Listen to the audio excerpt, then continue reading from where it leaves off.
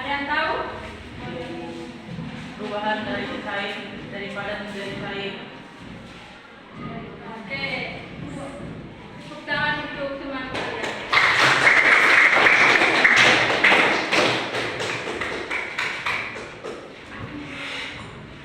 Jadi perubahan wujud zat itu seperti zatnya tetap sama tetapi bentuk fisiknya berbeda. Contohnya seperti jadi contoh perubahan wujud zat itu seperti es yang kita taruh di bawah sinar matahari, lama-kelamaan dia akan menjadi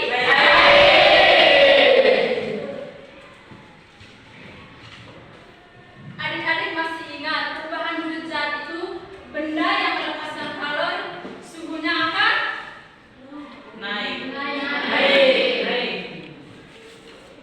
Betul sekali. Sedangkan benda yang menyerap kalor itu suhunya akan Baik adik-adik, selanjutnya kita akan memasuki materi pada hari ini. Materi kita hari ini masih tentang kalor.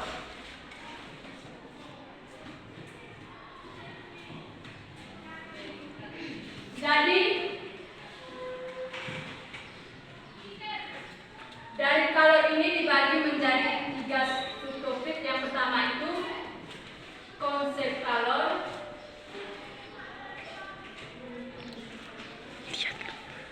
Yang kedua menghitung besar kalor.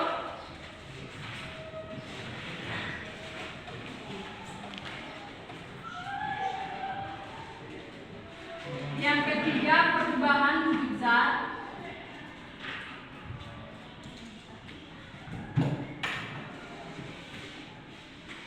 Dan yang keempat perpindahan kalor.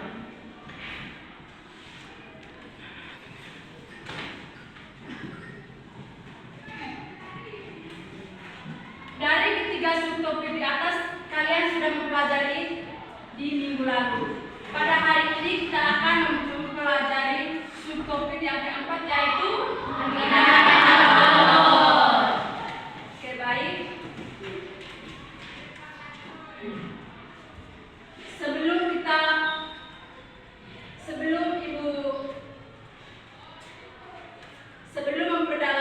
memperdalam di materi, di sini Ibu ada siapkan satu video. Dalam video terdapat kuis dan di akhir video ada game.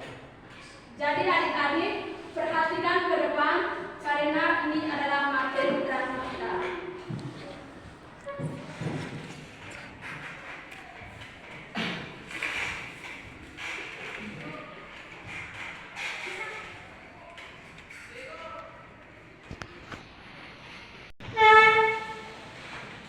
Baik adik-adik, di dalam perpindahan kalor itu terdapat 3 cara yaitu konduksi, konveksi, dan radiasi. Lebih memperdalam materi, kita nonton video bersama. Perhatikan baik-baik ya.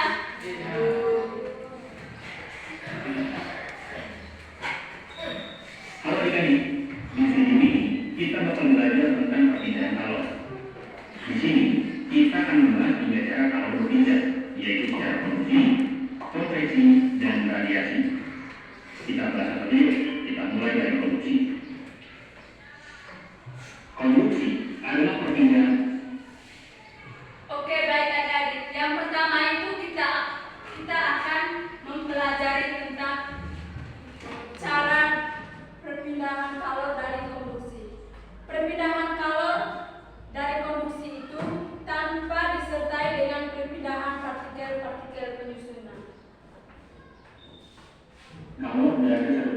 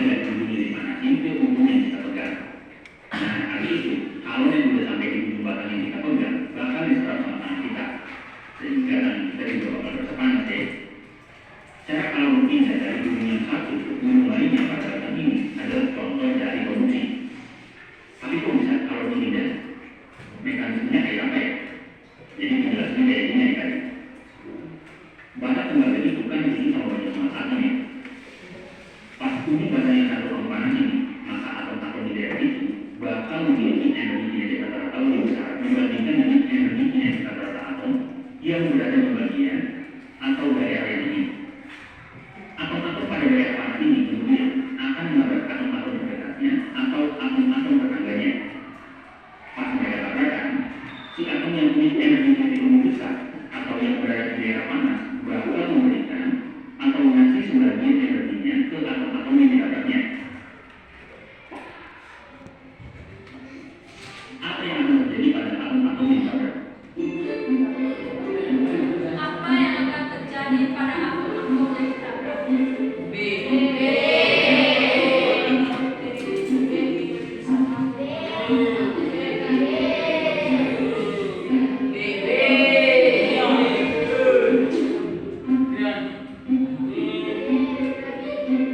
Kita bertiga ya.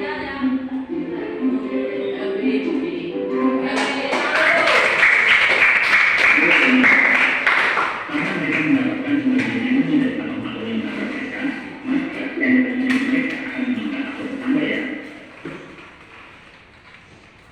Habis itu nih, mereka bakal menabrak kembali atom-atom terdekatnya yang lain lagi, yang energi kinetiknya masih rendah. Sekarang, giliran mereka lah yang mentransfer sebagian energinya ke atom-atom yang ditabraknya. Nah, atom-atom yang ditabrak kali ini juga akan melakukan hal yang sama ke atom-atom terdekat lainnya atau ke atom-atom tetangganya. Begitupun seterusnya. Hal ini terjadi di sepanjang bahan atau material. Tapi ingat, meskipun begitu, atom-atomnya begitu bergerak ya, mereka hanya memindahkan energi. Nah, energi yang dipindahkan inilah yang disebut dengan kalor. Sedangkan cara kalornya pindah di satu ini disebut sebagai konduksi. Nah, sebenarnya kebanyakan robot juga menggunakan mekanisme yang lebih efektif untuk memproduksikan panas atau kalor. Kamu mau tahu nggak mekanismenya itu kayak apa? Kalau kamu mau, boleh mau ya. Tapi kalau kamu Sebelum kita melanjutkannya, di sini Ibu ada salah satu contoh dalam kehidupan sehari. Apakah kalian pernah memasak atau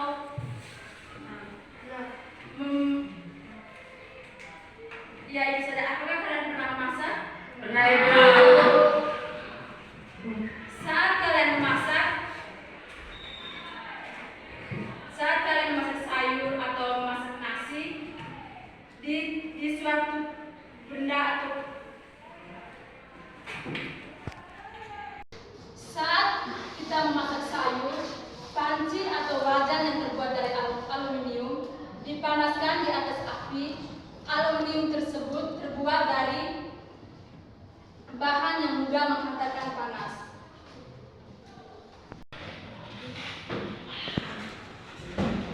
Ketika api sudah menyala, panas akan berpindah ke panci, lalu menyebar ke seluruh bagian yang kita pegang. Jadi, jika kita menyentuh atau jika tidak segera mengangkat, lama-kelamaan tangan kita akan terasa panas.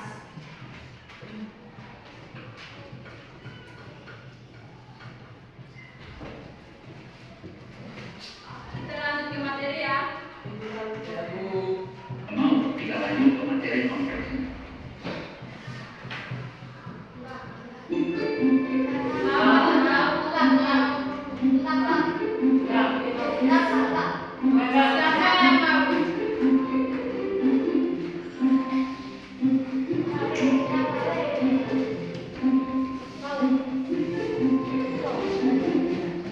Jadi semuanya mau ya.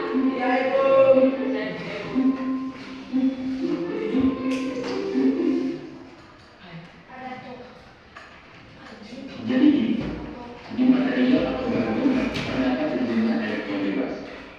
Ketika salah satu unsur dipanasi, maka elektron bebas di lokasi atau di daerah itu, yaitu di daerah panas, bakal bergerak lebih cepat.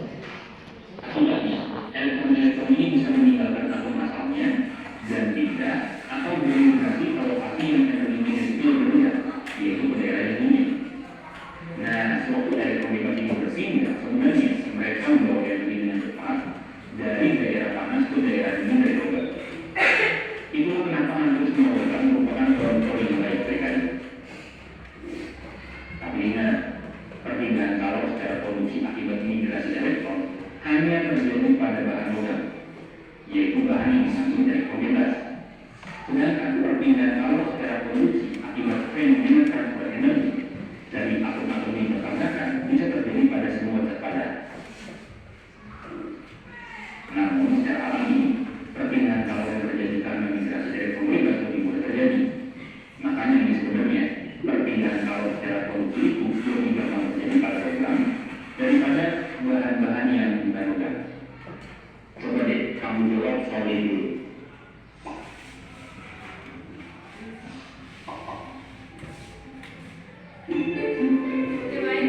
Perpindahan kalor secara produksi akibat migrasi elektron terjadi pada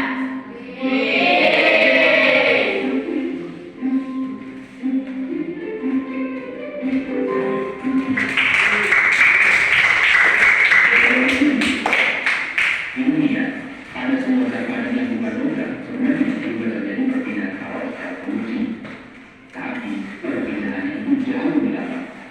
Nah, bahan-bahan yang mengandalkan kalor sangat-sangat lambat disebut sebagai bahan menghambat kalor atau isolator kalor.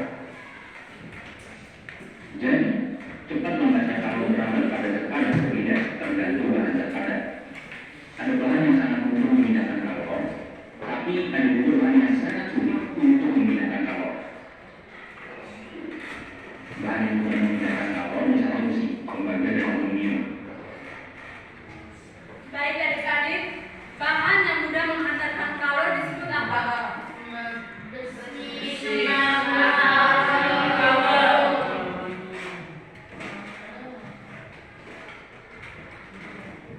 Jadi bahan yang mudah menghantarkan kalor itu disebut konduktor.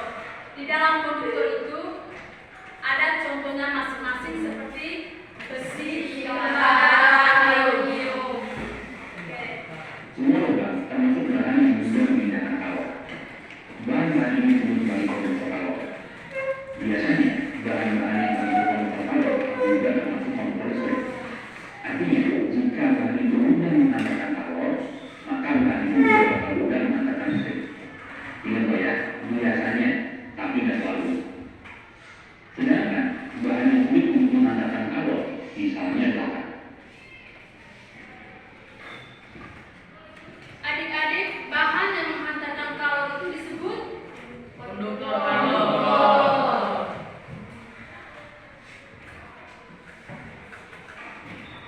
Jadi bahan yang sulit menghantarkan kalor itu isolator.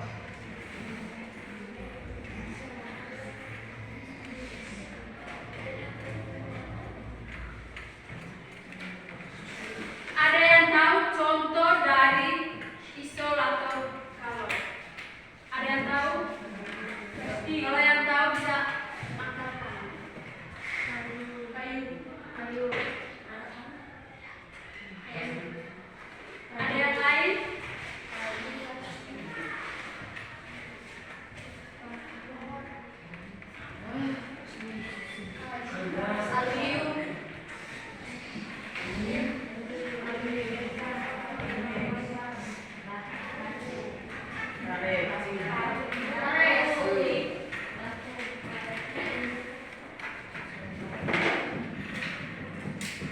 Oke, kita berikan aplaus kepada teman kalian yang sudah menjawab.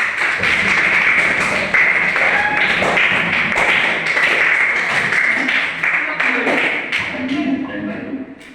Bahan-bahan seperti ini disebut isolator kalor. Dan bahan-bahan yang bisa menghantarkan kalor biasanya juga bakal susah menghantarkan listrik. Coba bahan apa sih, Dan? Kita jawab sama-sama ya. Bahan-bahan yang mudah menghantarkan kalor.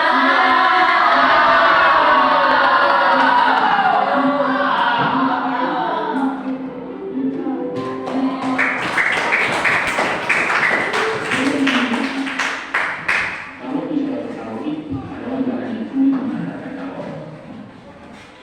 Contohnya, Bahan ini yang termaksud ke dalam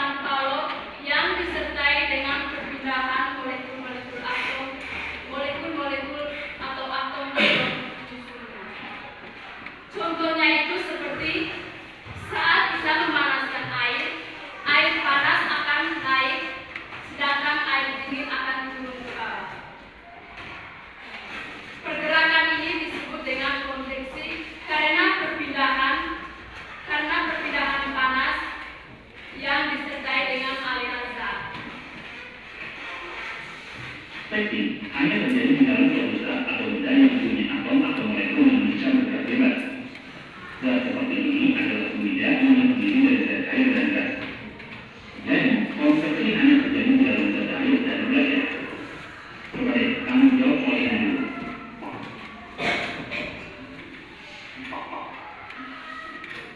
Konveksi adalah perbedaan kalau dan lain.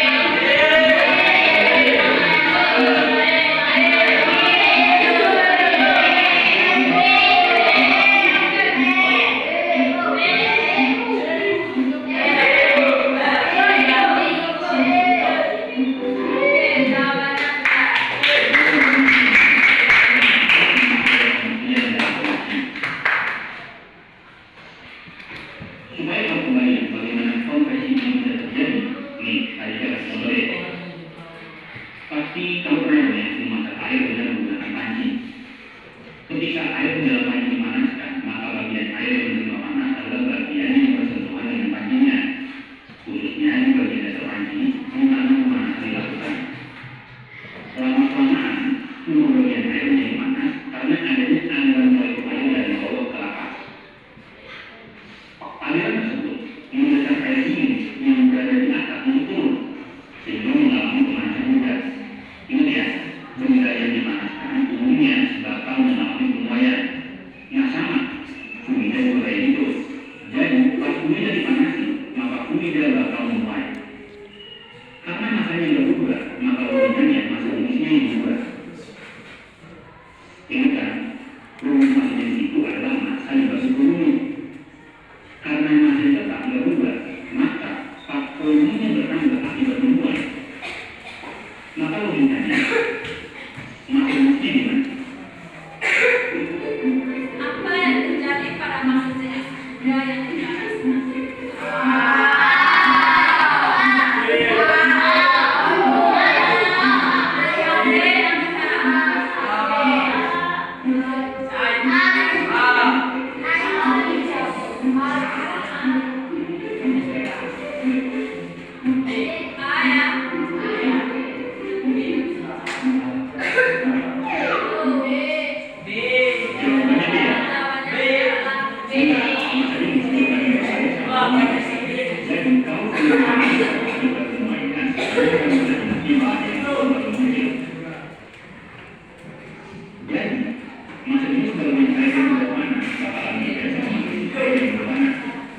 Bagian air yang panas maka jenisnya lebih kecil dibandingkan air yang masih belum panas.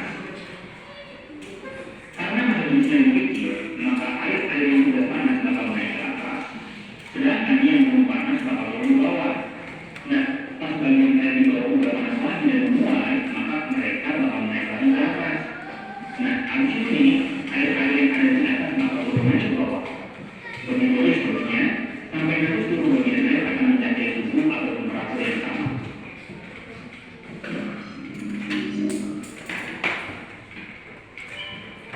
Yuk kita lanjut lagi. Lanjut ke cara yang ketiga itu. Pertanyaan cara yang ketiga adalah radiasi.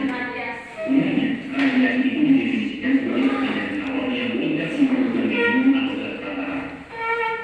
Tapi ini ada juga beberapa referensi yang mendefinisikan radiasi itu sebagai perpindahan atau perambatan awal oleh gelombang elektromagnetik. Mana yang benar? Adik-adik, kalau ada soal dari pengertian radiasi itu, ada yang tidak memerlukan medium atau zat perantara dan perpindahan atau perambatan kalor oleh gelombang elektromagnetik. Jawabannya benar. Sama-sama benar ya. Karena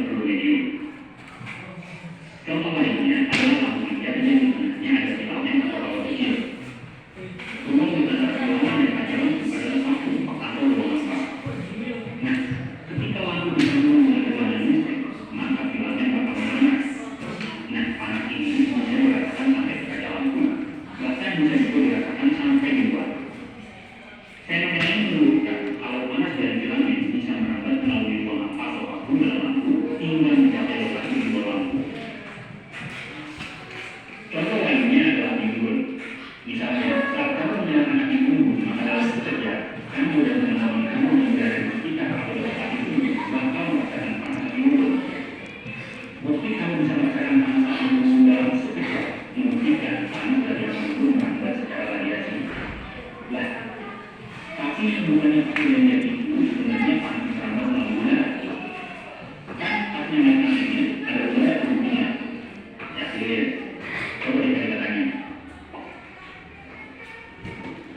Menurut kamu nih, udara itu termasuk pengantar hal yang baik atau enggak? Menurut kalian, apakah udara adalah pengantar hal yang baik?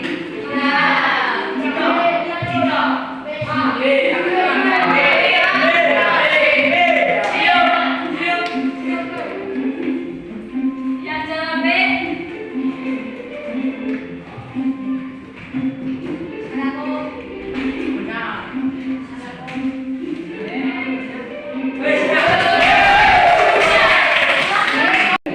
Bukannya pengantar hal yang baik atau boleh juga dibilang pengantar hal yang buruk. Bagaimana? Kalau kamu bisa merasakan panas dari api gunung secara sebentuk atau fisika, tidak masuk akal kan? Nah, kalau kamu mengukur panas berasa melalui udara, maka logikanya diperlukan waktu yang cukup lama untuk merasakan panasnya.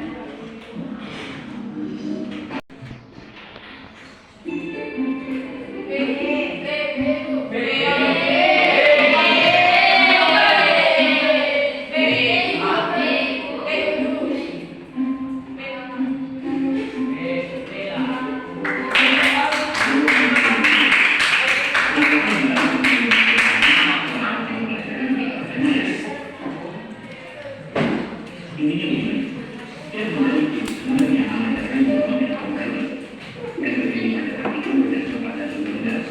Makin tinggi sumber, maka semakin besar energi yang dipancarkan. Justru sebaliknya, semakin rendah sumber, maka energi yang dipancarkan akan makin kecil. Jadi, kalau pada kondisi kalau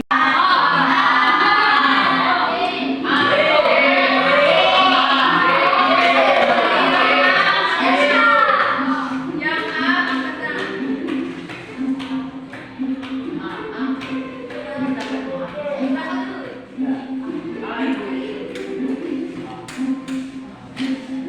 Yang B.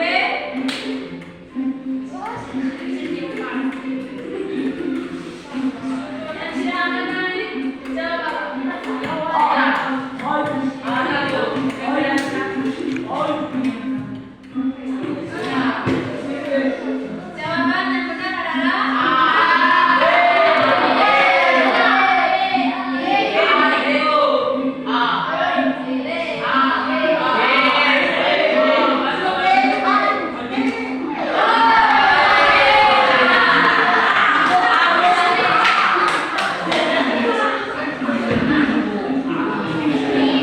kalau misalnya loganya kita panasin lagi, misalnya sampai 12 derajat Celcius, logam bakal bergerak ke warna putih panas.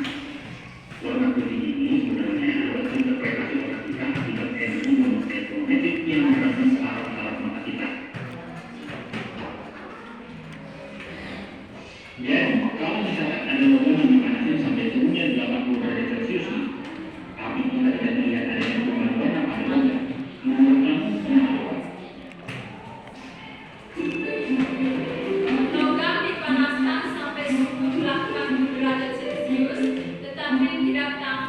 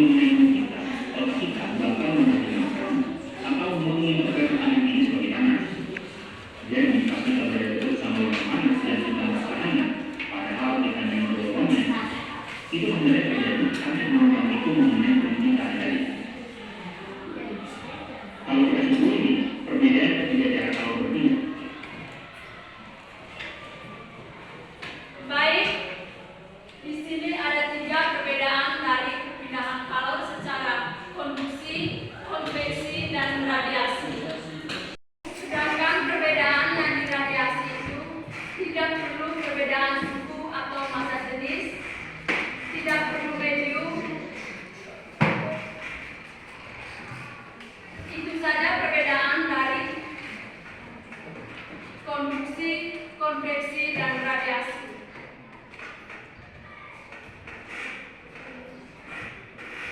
Jadi seperti tuntutan hal ini. Kalau konduksi karena perbedaan suhu, konveksi karena perbedaan jenis, dan radiasi tidak perlu perbedaan suhu ataupun perbedaan jenis. Kalau konduksi bermedium, kalau konveksi bermedium, sedangkan kalau radiasi tidak bermedium.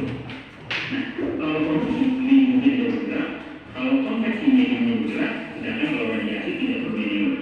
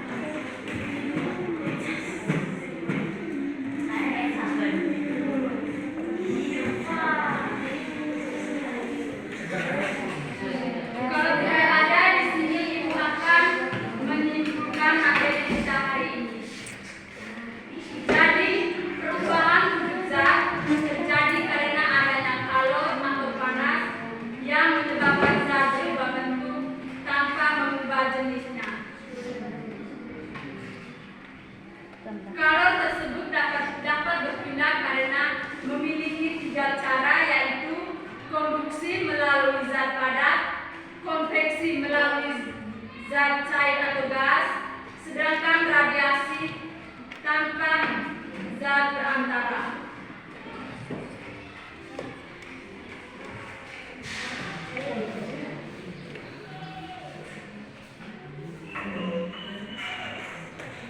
Baik adik-adik, karena materi kita sudah selesai, kita lanjutkan dengan besok. Sebelum kita meninggalkan ruangan